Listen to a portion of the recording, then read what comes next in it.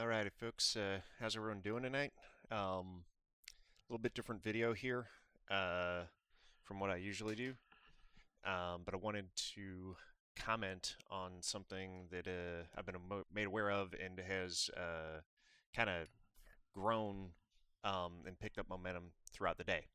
Um, what that is and how I first became aware of it was seeing Jimmy Broadbent's tweet. And I would imagine that almost everyone who watches my channel is familiar with Jimmy, knows who he is, knows who his content is. He's been in the sim racing game for a lot longer than I have.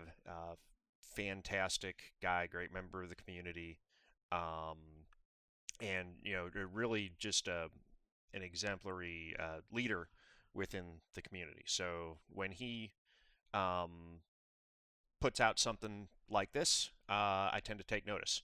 And what he put out today was a tweet about SimRacing604, who is a content creator that before today I had never heard of, or become. I'm not familiar with his work. He apparently does a lot of stuff in other sims. I'm exclusively focused around iRacing and don't get into modding and things like that much at all. The one place where some of what we're going to discuss here does come up is with regards to setups in iRacing, because those are uh, people's own, individual setups are people's own intellectual property, their work, and there has been a lot of controversy because setups are, at the end of the day, just numbers in a sheet. It's it can be pretty easy to take someone else's setup, repackage it, claim it as your own, and sell it. And proving that that this has happened to you, if you're a setup creator, can be pretty difficult. We're not going to talk about that today. Um, what we and I'm not even going to go too deep into the details on what's happening, what the allegations that SimRacing604 was making, because I haven't been able to watch the original video that started this controversy in that that brought all of this to a head, and because that's been taken down. Um, I'm going to, as best as I can, describe in broad strokes what's going on, and I'm going to provide some links to some other videos that I found that I think are going to that do a better job of explaining this. So, for those of you who in my community who feel compelled to dig into this, where this is an important issue for you, I want to give you the resources so that you can follow and do the research, where I've come to the conclusion, where I feel like I've got a decent grasp of what happened. So, what happened was Sim Racing 604, their YouTube channel, they did a video about Sim Dream. Sim Dream makes mod or sells mods. I shouldn't say makes, because that term is actually quite critical. The words that we use have very different meanings. Sim Dream sells mods for Assetto Corsa at the very least. They might sell it for other, but they sell Assetto Corsa mods on their site.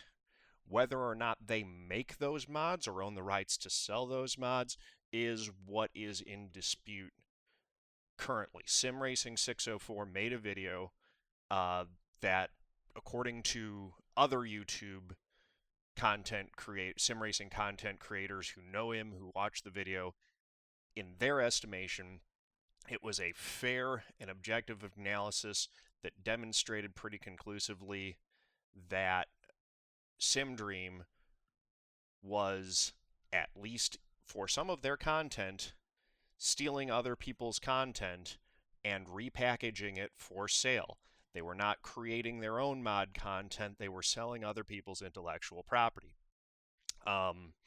There was another video that I watched that I will link below by sim racing modder that goes by, I believe, SRH, uh, where he went through very specifically showing how the mod, one of the Formula One mods on Sim Dream's site, was using the exact same sound files that SRH had created and placed into his own mod. And he showed that the GUID IDs for individual sound or for individual events uh, showed how by extracting the wave files showed that the original wave files that the sound package file was compiled from were the same in both cases, and showed because his file, the one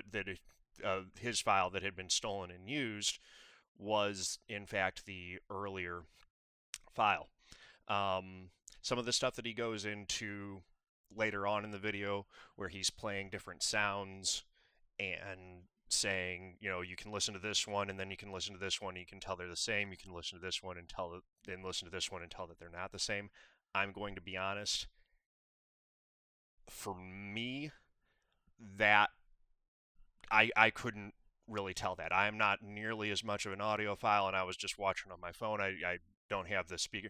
That piece of it, you guys are going to have to judge for yourselves. But what I can tell you, based on my knowledge of computer science and how files are created and things like that, that the actual file footprints with the GUIDs and things like that, that's pretty conclusive that those files were in fact uh, direct copies, and honestly kind of sloppily done, in my opinion. If you're stealing people's work, leaving that much of a footprint, uh, that I'm not saying that you just shouldn't steal things from people. You shouldn't take other people's work and claim it as your own. I'm not even going to get into right ways and wrong ways to do it, but they got caught because there are digital footprints. It can take a lot of work to actually properly cover your tracks. If you're interested in doing this kind of stuff, just don't do it. Eventually, the people who make this stuff are always going to be smarter than the people who are stealing it. So you're going to get caught, because if you knew how to make it, then you know the tech. If you know how to make it, you know the technology better than someone who's gonna hack around and try to steal your stuff to make a quick buck. So just don't do it. Um, so what happened with the SimRacing604 video was that, in response to that, instead of what someone would do, in my opinion, if this was an honest misunderstanding, as an honest mistake, is that Sim Dream could have, and if they were not in the wrong in this case, would have done, is create a response video. Demonstrate how you actually own the content that you're alleged to have stolen. That's not what they did. Instead, what they did is they went on to SimRacing604's site and apparently levied a bunch of fraudulent copyright strikes against their page. This is something that where the copyright strike system in YouTube can be abused. YouTube, without getting too deep into this issue, YouTube and all other social media sites have been playing a giant catch-up game. They created these platforms where they focused on growth and nothing else, and then they grew so fast that they ended up getting into a lot of legal, moral, ethical, regulatory restrictions in terms of how do they enforce their own terms of service effectively with platforms that have grown to be as large as they have, and how do they protect content creators from having their content stolen and repurposed by other people without their permission.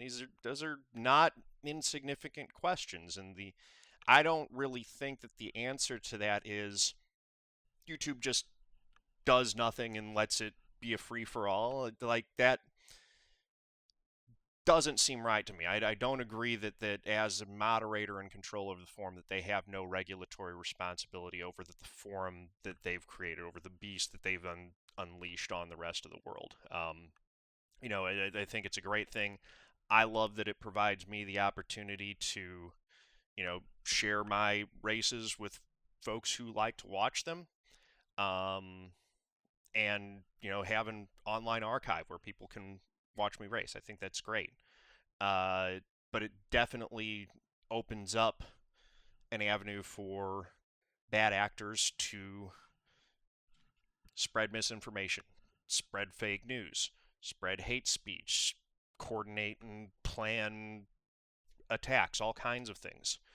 Uh, and in this case, steal someone else's content, repurpose it as your own, and then use that regulatory system that's in place to take down and silence through bullying and intimidation tactics and the threat of having your ability to create content, and in some cases, your livelihood. There are people who do this professionally. Your livelihood could be put into jeopardy if someone decides to bombard your channel with a bunch of content strikes. I'm putting myself in the line of fire for this by criticizing them and calling them out, but I do think that it's important that those of us in the sim racing community band together in this case and stand up to protect one of our own who I believe has been hit by this.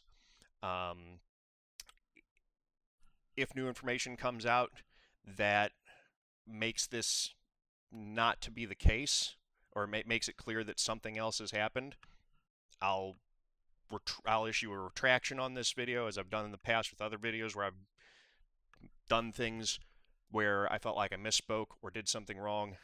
I'll issue a correction or take the video down if that's ends up being necessary. But as things sit right now, the sequence of events that seems pretty clear is that SimRacing604 made a video where, as best I can tell, they did their homework, they did their research, they presented, again, having not seen the video, as best I can tell without actually having seen the video and walked through and dissected it myself. The other folks who commented on it, who've seen the video, who have no real motivation or reason, as far as I can tell, to lie about the content of that video, say that he, presented the information in a fair and objective manner. The Sim Dream, the Assetto Corsa, the company organization that sells Assetto Corsa mods, responded by levying copyright strikes, and his channel is now in jeopardy of being permanently banned from YouTube. I hope that YouTube sorts this out, sees what's going on, and does the right thing in regards to his channel, because I think that these kinds of discussions are important and need to be had. It's one of the main values that social media companies present to society, is being able to have hard discussions about the reality of things that are going on. That's how democracy works. That's how freedom works. We need to be able to discuss these things and engage and grapple with complex subjects and delve into and discuss the facts. We need to do so in a way that respects one another's humanity. We need to do so in a way that respect one another as people. And we need to do so with ultimately respect for the facts. But that discussion has to happen. I think that there are justifiable reasons why YouTube wants to regulate and, again, regulate and exert regulatory power. I'm not going to get too much into the details and the complexities of all the different nuances of what's going on because it really is a nuanced and complicated subject that deserves a much longer video than this is going to be to discuss. But this current issue really doesn't even venture into the whole accountability culture, cancel culture, uh, policing of certain types of terminology. This is purely about DMCA content and intellectual property rights. It doesn't even venture into um, all of the other stuff. So again, SimRacing604 did some research, decided that they felt they needed to comment on Sim Dream, which sells mods for Assetto Corsa that are allegedly, at the very least, not 100% content that they own the intellectual rights to, and are not giving credit to the people who actually created them. They are using their content without permission, repackaging it, selling it in some cases, uh, and not giving credit, and not in doing so without the permission of the original content creators. In response to that video, SimRacing604 has been hit with DMC strikes against their videos, their channel, and their channel is at risk of being taken down and permanently taken down by YouTube if YouTube doesn't do anything. I want to thank some of the give thank yous to some of the folks in the sim racing community who have been discussing this, who brought this to my attention. Jimmy Broadbent, first off, because it was his tweet that I saw on Twitter today that made me aware of this, got me interested, and inspired me to do my research and come to the conclusions that I've come to on this. Ermin Hamidovic, I'm gonna apologize. I likely pronounced that name wrong. Did a great video on it. Random Call Sign did a good video on it. I'm looking and trying to find some of the other videos. Chris Hay was a big part of bringing awareness to this as well. And there are others. I'm going to include links to some of those videos. Also, SRH, I want to make sure I get this one correct here. Let me see. I was just watching this video.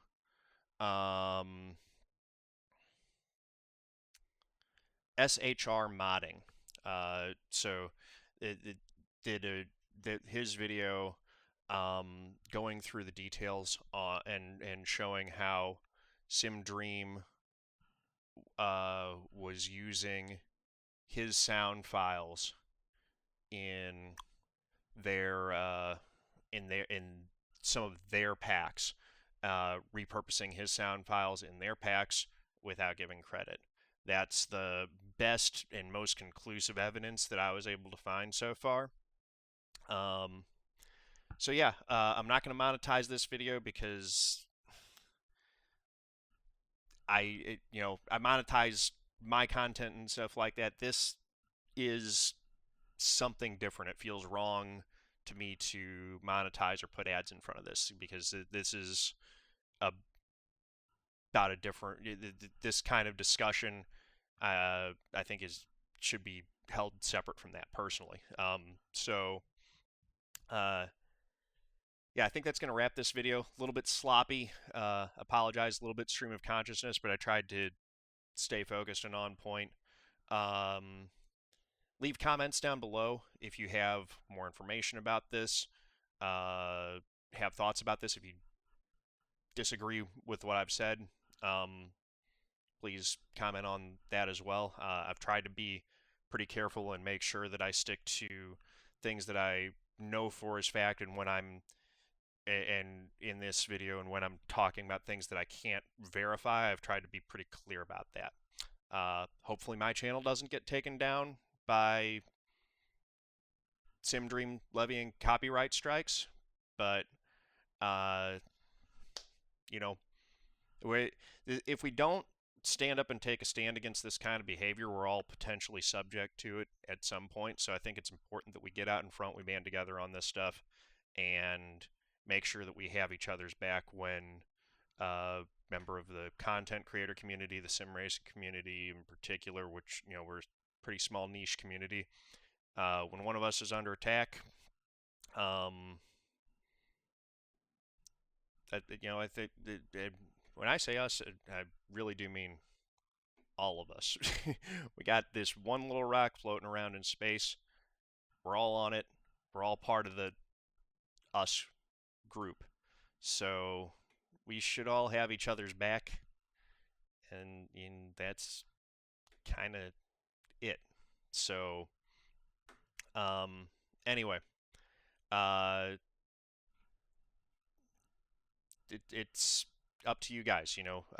Let's keep on this.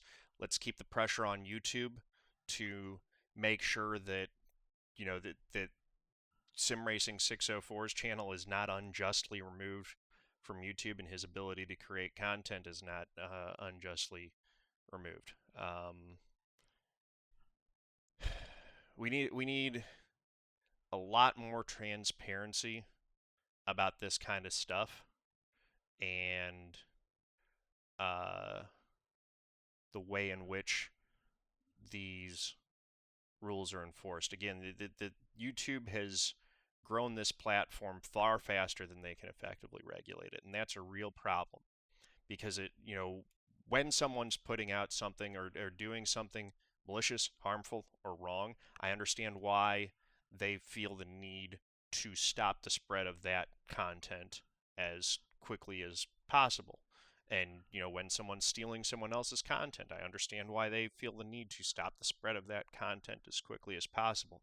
But at the same time, we can't allow this rush for expediency to get in the way of making sure that we're doing things the right way, and to make sure that we're not unjustly banning or silencing content creators who have done nothing wrong.